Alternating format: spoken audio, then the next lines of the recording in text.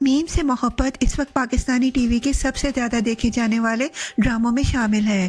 شو کا آغاز کافی اچھا تھا، لیکن کچھ عرصے کے لیے کہانی کھنچاؤ کا شکار ہو گئی۔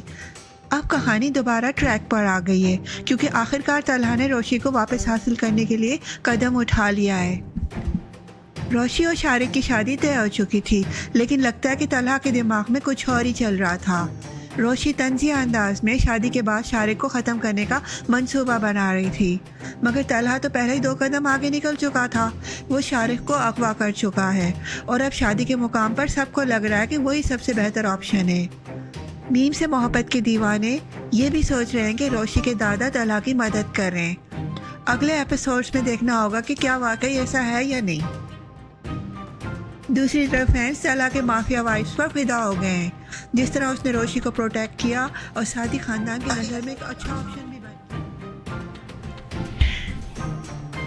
ایک یوزر نے لکھا ہے کہ طلحہ میچور احمد جو Talha mafia Ahmed this quick definitely he has done something love this confidence. Talha's father is wondering why Talha is sitting so confidently and calmly while others are so tension in this situation. But then we audience are laughing in the corner by seeing him in this chilling vibe mode. Damn man, the story is just going on as it should be. The way they are acting is too natural. Talha and Roshi are just our stalling hearts.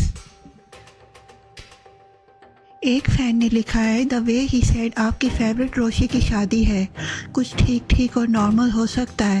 Firstly ہم calling her Roshi and secondly he is just hella confident کہ دلہنیا تو دل والے ہی لے جائیں گے۔